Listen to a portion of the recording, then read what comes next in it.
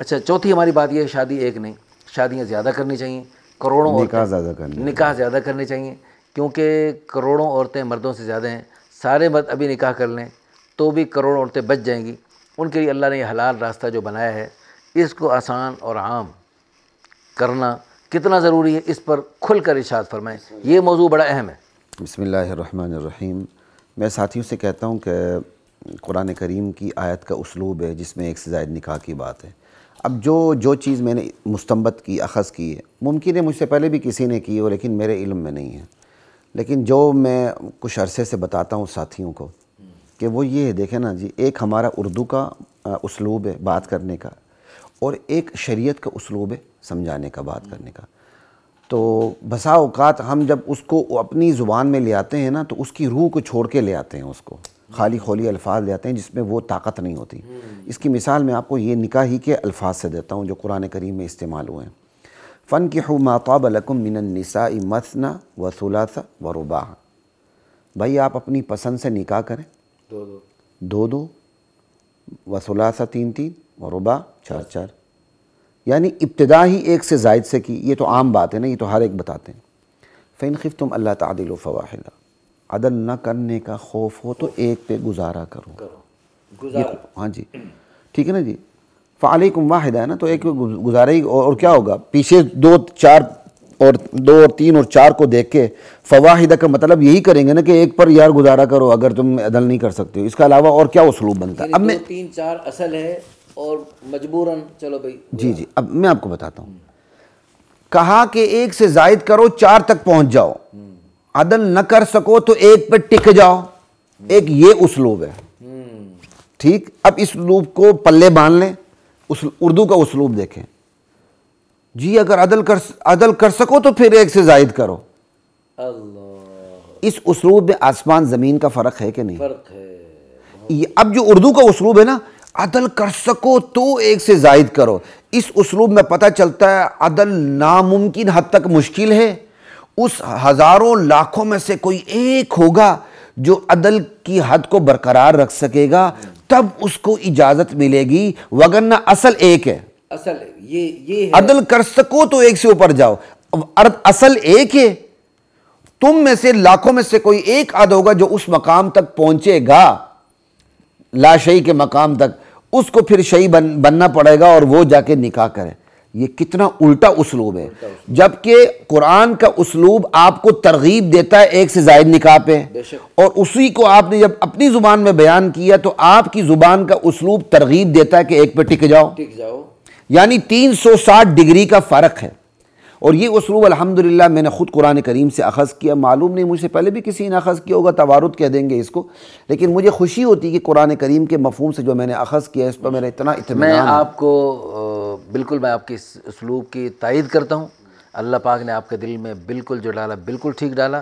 اور دیکھیں، اس میں بظاہر یہ لگتا ہے، ہمارے اس معاشرے میں ایسا لگتا ہے کہ اصل ایک ہے اور ایک سے زائد مجبوراً، کو معذور ہو، کو مجبور ہو، کوئی اینکر سوال کہتے ہیں مجھ سے، جی کیا مجبوری ہے؟ میں کہا پہلے کیا مجبوری تھی، پہلے کیوں کی ہے؟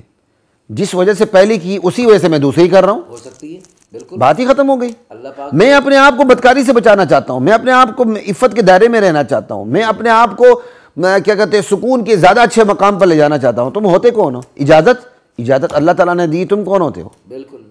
بات یہ ہے، جب تک علماء کا طبقہ جو انبیاء کا وارث ہے کھل کر ان مسائل پہ نہیں بولے گا، ای آ اون آ چی چی پی کر کے درمیان میں نا وہ حقیقت کو کیپسول میں ڈال کے دیں گے۔ ہمارے ایک تبلیغی ساتھی سے اللہ بخشے فوت ہو گئے، میرے والد صاحب کے کسی دور کے درس کے ساتھی تھے، تو ایک دن مجھے کہنے لگے، ہمارے لڑکپن کا دور تھا، کہتے ہیں ہم میں اور آپ میں فرق یہ ہے کہ ہم توحید کو کیپسول میں ڈال کے دیتے ہیں۔ میں کہتا ہوں کیپسول والی توحید کیپسول میں ہی رہتی ہے، باہر نہیں نکلتی۔ آپ مسائل کو جب کیپسول میں ڈال کے دیتے ہیں نا تو وہ کیپسول میں ہی رہتی ہے۔ بھائی مسائل کو کیپسول میں ڈال کے نہ دیا کرو، کھل کے بھائی بات کھل کے بتاؤ۔ بہترین طبیب وہ ہے جو مریض کی مرض کی جو اصل نوعیت ہے وہ کھل کے مریض کو بتا دے تاکہ مریض چکنا ہو جائے۔ تو روحانی طبیب کا فرض بنتا ہے کہ جو روحانی مرض ہے وہ کھل کے بتا دے تاکہ جو روحانی مریض ہے وہ چکنا ہو جائے۔ اچھا، اس وقت آپ کے نزدیک جو شادیاں نکاح جو زیادہ نہیں ہو رہے، مرد لوگ جو زیادہ نکاح نہیں کر رہے تو وہ مریض ہیں. وہ دیکھیں جی میں آپ کو بتاتا ہوں، ایک وجوہات بھی تو ہوتی ہیں نا. اب میں مریض کہہ کے میں فتویٰ تو نہیں جھاڑوں گا. اگلے مفتی صاحب کہیں گے کہ جب قرآن کریم نے کہہ دیے ایک بھی تم گزارا کر سکتے ہو تو میں کیوں مریض کہوں؟ میں مریض نہیں کہتا. اچھا دیکھیں، میں حضور مریض صلی اللہ علیہ نہیں وسلم نے کہوں گا. ارشاد فرمایا علیکم بسنتی و سنت الخلفاء الراشدین، میری سنت خلفاء راشدین کی سنت کو لازم پکڑو. تو ان 5 ہستیوں میں کوئی ایک والا ہے. آپ خلفاء راشدین کو 5 پہ کیوں بند کرتے ہیں؟ یہ بھی تو ہمارا ایک بہت بڑا المی ہے نا، دشمنان صحابہ کا اثر ہے. صحابہ صادر راشدین تھے، جتنے بھی صحابہ خلفاء بنے سب راشدین تھے. ایک تو بات یہ کلیئر رکھیں. دوسری بات یہ کہ اس سے کوئی وہ کیا کہتے ہیں عمومی الفاظ سے آپ نکاح کو لازم قرار نہیں دے سکتے. جب اللہ تعالیٰ نے اجازت دے دی، اجازت ہے نا، فَانْكِحُوا کا لفظ اجازت کے لیے آیا ہے، اباحت کے لیے آیا ہے. امر للاباحہ ہے، وجوب کے ٹھیک ہے لیے نا جی، وجوب کے لیے نہیں آیا. زیادہ آپ استحباب کے لیے لے جائیں گے، چلیں جی استحباب کے لیے لے جائیں گے، وجوب کے لیے نہیں ہے. ٹھیک ہے نا جی. لیکن اس لیے ہم تھوڑا سا اس میں شدت پیدا کر رہے ہیں کہ ادھر ایک سے زائد نکاح کو گناہ تک سمجھا جا رہا ہے نا. دیکھیں جی یہ معیوب شدت آپ سمجھا پیدا جا نہیں رہا کر رہے، معیوب. آپ حقیقت بتا رہے ہیں. ہاں، کیونکہ جتنا نکاح آسان ہوگا اتنی بدکاری مشکل ہو جائے گی، اور جتنا نکاح مشکل ہوگا اتنی بدکاری آسان ہوگی. میرا جسم میری مرضی پر امر ہوگا، ٹرانسجنڈر سامنے آ جائیں گے، اور یہ سارے شیطانی دجالی کام ہوں گے. اور پھر نبی علیہ السلام کی حدیث ہے تزوج الولود الودود. ٹھیک ہے، ایسی عورت سے شادی کرو جو زیادہ بچے جنے، زیادہ محبت کرے. خاندان سے پتہ چل جاتا ہے کہ ان میں بچے زیادہ ہوتے ہیں، اس سے پتہ چل جاتا ہے. اور اسی طرح اللہ کے نبی نے فرمایا کہ میں تمہاری کثرت پر قیامت کے دن فخر کروں گا. تو نکاح کا اصل مقصد ہی عفت و عصمت کی حفاظت کے ساتھ ساتھ اولاد کی عزم کیا کہتے ہیں افزائش ہے. یہ تو زیادہ ہونی چاہیے. پھر صدقہ زیادہ ہونا چاہیے. اولاد تو صدقہ جاری ہے، تو صدقہ جتنا زیادہ اتنا کم ہے. اچھا تمام صحابہ کرام کی شادی نکاح زیادہ تھے الا ایک آدھ. تو وہ جو یعنی ہم جو ہند و پاک میں رہنے والے ایک پر اکتفا کرتے ہیں اور بہت شاذ و نادر دوسری تیسری چوتھی نکاح کی طرف جاتے ہیں، تو یعنی ہم اصل اس سے خیر القرون قرنی رسول اللہ صلی اللہ علیہ وسلم کو جو دعویٰ ہے کہ بہترین زمانہ اعلیٰ ترین زمانہ میرا زمانہ ہے. اللہ کی قسم حضور صلی اللہ علیہ وسلم کا دعویٰ حق اور سچ ہے. تو آپ کے مبارک ترین زمانے میں شاذ و نادر کوئی ایک آدھ گھر ملتا ہے جس میں ایک نکاح ہو. نہ تمام گھروں میں زیادہ نکاح ہوتے تھے اور باندیاں بھی ہوتی تھی. تو اس وقت جو ہے نا ایک پر اکتفا کرنا میرا. لیکن جی جس معاشرے میں نکاح کو معیوب سمجھا جا رہا اس میں نکاح کثرت سے ہونے چاہیے. کثرت نکاح کی یہاں بہت سی وجوہات ہیں. امت کو کثرت اور قوت بھی مطلوب ہے. بالکل. اللہ تعالیٰ کو اس امت کی کثرت بھی مطلوب ہے، اس امت کی قوت بھی مطلوب ہے. ٹھیک ہے نا جی. صاف پتہ چلتا ہے. پھر جو نکاح کو یہاں معیوب سمجھا جا رہا ہے اس عیب کو ہم نے ختم بھی کرنا ہے. 2 باتیں. تیسری بات یہ کہ ہماری بیٹیاں ہماری بہنیں گھروں میں بیٹھی ہوئی ہیں بغیر نکاح کے، جن کی عمریں گزر رہی ہیں، بالوں میں سفیدی آ رہی ہے، اور ان کی عفت عصمت اور ان کے سہارے کا بھی مسئلہ ہے. یہ بھی ایک بہت بڑی وجہ ہے کہ ان کے نکاح ہونے چاہیے. اور پھر ہمارے معاشرے میں جس تیزی کے ساتھ ایک غلط رجحان پیدا ہو چکا ہے، ہر گھر میں 100 چینل ہیں، سمارٹ فون ہاتھ میں ہیں، گناہ کے مواقع عام ہیں، اور حواس پر کیا کہتے ہیں یہ چیزیں دماغ پر چھائی ہوئی ہیں. یہ بھی وجہ بنتی ہے کہ نکاح کو زیادہ سے زیادہ عام کیا جائے تاکہ یہ حرارت اوپر دماغ سے اترے اور حلال طریقے پر گامزن ہو جائے. اچھا یہ جو ہم نماز میں سورہ فاتحہ پڑھتے ہیں اہدنا الصراط المستقیم صراط الذین انعمت علیہم، جو انعام یافتہ حضرات تھے من النبیین والصدیقین والشہداء والصالحین، یہ تمام کے تمام زیادہ نکاحوں والے تھے. تو نفل نمازوں میں سورہ فاتحہ پڑھتے ہوئے یہ صراط الذین انعمت علیہم، یا اللہ انعام یافتہ لوگوں کے راستے پہ چلا، ہر چیز میں ان کے راستے پہ چلا، اور حلال اتنا وافر عطا فرما کہ حرام کا خیال نہ آئے. ہیں جی حرام اللہم مکفنا بحلال، کھانے میں پینے میں پہننے میں برتنے میں، ہر زندگی کے ہر شعبے میں حلال اتنا آسان ملے وافر ملے کہ حرام گناہ کا خیال نہ آئے. اور جیسے ایک مرد، میرا دعویٰ ہے دنیا کے ہر مرد میں اللہ نے ایک سے زائد عورت کی رغبت رکھی ہے. یہ سائنسی تحقیق ہے. چاہے وہ بڑے اللہ تعالیٰ نے تو مرد کے اندر تنوع رکھا ہے نا جی. چاہے وہ بڑے سے بڑا نبی ہو، بڑے سے بڑا صحابی ہو، بڑے سے بڑا ولی ہو، ایک سے زائد عورت کی رغبت اللہ نے دنیا کے ہر مرد میں رکھی الا ماشاءاللہ. تو اس رغبت کو پورا کرنے کے لیے مردوں کی 4 قسمیں. نمبر 1 یعنی علیکم بسنتی و سنت الخلفاء الراشدین پر عمل کرتے ہوئے ایک سے زائد نکاح کیے جائیں. نمبر 2 نکاح ایک کیا جائے، ایک سے زائد والی رغبت کو غلط راستوں سے پورا کیا جائے۔ نمبر 3، نکاح ایک کیا جائے، ایک زائد پر رغبت پیدا ہو۔ اللہ نے ایک مرد کی، اللہ نے 4 کی بھوک بنائی ہے، 4 روٹیوں کی بھوک بنائی، اسے کہیں جی ایک پر اکتفا کر، اور ایک سے زیادہ روٹی کھانے کا خیال ہے تو لا حول پڑھ، بس ایک روٹی کھا لی نا، بس کر بھائی، میری بھوک زیادہ ہے، مجھے مزید بلکہ ایک روٹی کھا کے بھوک بھڑک گئی ہے اور مزید کی طلب شدید ہو گئی ہے، تو اب وہ جب ایک سے زائد عورت کی رغبت اس کے اندر پیدا ہو، وہ اس کو تقوی کے خلاف سمجھے بے وقوف، اور اس کو جو ہے نا اس پہ لا حول پڑھے اور استغفار کرتے ہوئے توبہ کرے۔ اور چوتھی قسم یہ ہے کہ شادی نکاح ایک بھی نہ کرے اور ویسے ہی ادھر ادھر منہ مارتا رہے۔ ان 4 قسموں میں سے کون سی قسم بہتر ہے؟ نکاح ہے نا، صحابہ کرام، انبیاء کرام، جائز راستہ۔ اچھا، جو ایک سے زائد عورت والی رغبت پیدا ہو اور اس پہ لا حول پڑے اور استغفار کر کر کے، یہ تو یہ عیب سمجھنا تو بندے کو کفر تک پہنچا سکتا، کفر تک پہنچا دے۔ ہارون رشید نکاح کو معیوب سمجھنا، نکاح ثانی کو معیوب سمجھنا، یہ بندہ کفر تک پہنچ جاتا ہے۔ کفر تک، جی جی۔ اور کیا ذالک بانہم کرہوا ما انزل اللہ، غالباً فتاوی رشیدیہ میں ورنہ مجھے یاد پڑتا ہے مفتی رشید احمد گنگوئی رحمۃ اللہ علیہ کا بھی اس طرح فتویٰ ہے کہ نکاح ثانی کو معیوب سمجھنا کفر ہے، جہاں تک مجھے یاد پڑتا ہے۔ کسی بھی اللہ رسول کی چاہت کو معیوب سمجھنا، صرف نکاح ثانی کی بات نہیں، کسی بھی اللہ رسول کی چاہت کو معیوب سمجھنا، وہاں تو پھر وہ رسالت کا وہ سارا تصور آ جاتا ہے۔ دیکھیں ظلم، اس کو لوگ ظلم سمجھتے ہیں، بے وفائی سمجھتے ہیں، نہیں، یہ غلط بات ہے۔ اچھا ویسے الحمدللہ بہت مایوس کرنے والی باتیں ہو گئیں، آخر میں کچھ آخری بات آپ کر دیں، ختام و مسک ہو جائے۔ انٹرویو تو میرا نہیں، آپ کا ہو گیا، تو اچھی باتیں آ گئیں، اس سے مزید کہنے کی کوئی ضرورت نہیں ہے۔ اتنی ہی بات ہے کہ نکاح ثانی کو معیوب نہ سمجھا جائے، عار نہ سمجھا جائے۔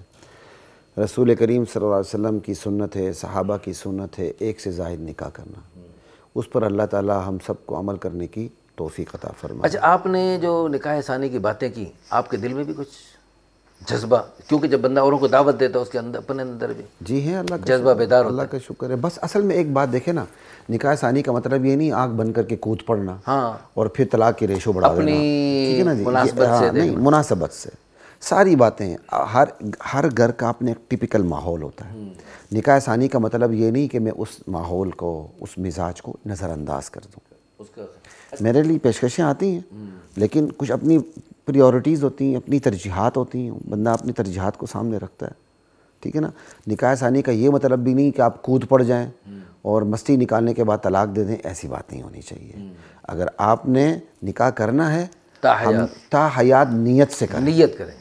بعد میں اگر کوئی خدا نخواستہ کوئی ایسی بدمزگی پیدا ہوتی تو اللہ تعالیٰ نے بڑے اس کے اندر فلیکسیبلٹی رکھی ہوئی ہے، لیکن اپنا مقصد مستی نکال کے فارغ ہونا نہیں ہے نکاح ثانی سے، اپنا مقصد نباہ کرنا ہے، اور صرف خاتون سے نباہ نہیں کرنا مولانا، خاتون کے ساتھ ایک پورا کنبہ قبیلہ لگا ہوتا ہے، پورے خاندان ہوتا ہے، اس سے نباہ کرنا، ٹھیک ہے نا جی۔ تو ارادے تو میرے بہت پہلے سے ہیں، ساتھی میرے بے تکلف ساتھی میرے ساتھ مذاق بھی کرتے ہیں، ہمیں تو ادھر لگا دی اور خود آرام سے بیٹھے ہوئے ہو۔ میں کہ یار دیکھیں، ہر بندے کا اپنا مزاج ہوتا ہے، کئی دفعہ مزاج میں نزاکتیں ہوتی ہیں، کئی دفعہ ایک اپنا ٹپیکل ماحول ہوتا ہے۔ میں گھبراتا ہوں کہ شاید ایسا نہ ہو کہ کوئی میرے ماحول کو ایکسیپٹ نہ کر سکے اور میرے اوپر کوئی الزام لگ جائے۔ اچھا ویسے میں نیت کرتا ہوں آپ جیسے خوبصورت آدمی کو، خوبصورت جذبات رکھنے والے آدمی کو عقد ثانی کروانے میں انشاءاللہ میں اہم کردار ادا کروں۔ میں نیت بھی کرتا ہوں اور دعا بھی کرتا ہوں، کرنا تو اللہ نے، ہم تو سبب کے درجے میں کوشش کر سکتے ہیں۔ دیکھیں اندرون ہو جائے بیرون ہو جائے اس کی پرواہ نہیں ہے۔ اب مجھے ایک بات یاد آتی ہے، جب ہم پڑھتے تھے تو کسی اور مدرسے میں ہمارے تھائی لینڈ کے ساتھ ہی پڑھتے تھے، اس بچے کا نام، لڑکے کا نام جو میرا دوست تھا، آپ کو پتہ ہے کہ یہ تھائی لینڈی بڑے بھی ہونا تو یہ بچے ہی لگتے ہیں، ایک آدھ بال ہوتا ہے، ایک دو تین چار بال ہوتے ہیں بس۔ تو ایک لڑکا تھا تو اس کا نام حسب اللہ تھا، اس نے بے تکلفی میں مجھے بتایا کہ میں اپنے والد کی تیسری بیوی سے اولاد ہوں، بڑی بے تکلفی سے بتایا۔ کہتے ہیں جی وہاں تو علماء کو ڈھونڈتے ہیں اپنے بچوں کو دینے کے لیے کہ ہماری بچیاں عالم کے عقد میں چلی جائیں، کہتے ہیں تلاش کرتے ہیں۔ اب یہ فرق کیوں ہے؟ وہ لوگ شعوری مسلمان ہیں، بائی چوائس مسلمان ہیں، انہوں نے مطالعہ کر کے اسلام کو قبول کیا۔ ہم خاندانی مسلمان ہیں تو باپ دادے کی جائیداد کی طرح ہمیں ہندوؤں کی رسومات بھی ورثے میں ملی ہیں، تو ہم نے رحمان کو بھی راضی کرنا ہے، شیطان کے تقاضے بھی پورے کرنے ہیں، بس اللہ کی ذات عالی کے عند ظن عبدی بھی جیسے گمان ویسے معاملہ ہوتا ہے. میں یعنی اللہ کی ذات عالی سے امید کرتے ہوئے پیشین گوئی کرتا ہوں انشاءاللہ چند دنوں میں اللہ پاک آپ کی تمام سیٹیں پوری کرے گا انشاءاللہ. اور دوسری بات یہ ہے ہاں انشاءاللہ، اور تاکہ کروڑوں عورتوں میں سے 2-4 کا تو بھلا ہو نا، وہ تو کچھ نہ کچھ تو کمی ہو. اور دوسری بات یہ ہے کہ میرا یہ تجربہ ہے، جو جس کی دعوت دیتا ہے اللہ پاک اس کے لیے تو آسانیاں، جو لوگوں میں آسانیاں بانٹتا ہے اللہ اس کے لیے آسانی کا اور مہربانی کا معاملہ فرماتے ہیں. اللہ پاک آپ سب کو بہت جزائے خیر عطا فرمائے. اتنی تفصیلی باتیں آپ حضرات نے سنی، آپ حضرات کا یہ سننا اور ان باتوں پر آپ کے دل میں جذبات بنے، ان باتوں کو آگے پھیلائیں بڑھائیں، تو آپ کی برکت سے انشاءاللہ جتنا بھی اس بات کو آگے پھیلایا جائے گا اللہ آپ کے لیے بھی آسانی پیدا فرمائیں گے. اور آپ کے بچوں کی شادیاں اور آپ کی اپنی اگر دوسری نکاح آپ کا دوسری تیسرا نکاح کرنے کا جو ارادہ ہے اللہ پاک آپ کے لیے بھی آسانی پیدا شادی کرنا چھوڑ دیں جی، اسلام میں شادی کا کوئی تصور اور اپنی مساجد میں اپنے مدارس میں مولانا صاحب کا میرا اور ایسے جو علماء کرام بیان کرتے رہتے ہیں ان کے بیانات کروائیں، تاکہ اس بات کو بہت سارے علماء کرام اس موضوع پر بات فرما رہے ہیں، تو اس کو آپ جو ہے نا سب کریں، آپ بھی کریں، عام آدمی بھی کریں، اپنے اپنے انداز میں کریں. کیونکہ بعض جگہ ایسا ہوتا ہے علماء کی بات سے زیادہ عام آدمی کی بات دل پہ اثر کر جاتی ہے، اور عام آدمی اپنے انداز سے جو بات کرتا ہے وہ اگلے کے دل پہ زیادہ لگ جاتی. اللہ پاک آپ سب کو بہت جزائے خیر عطا فرمائے.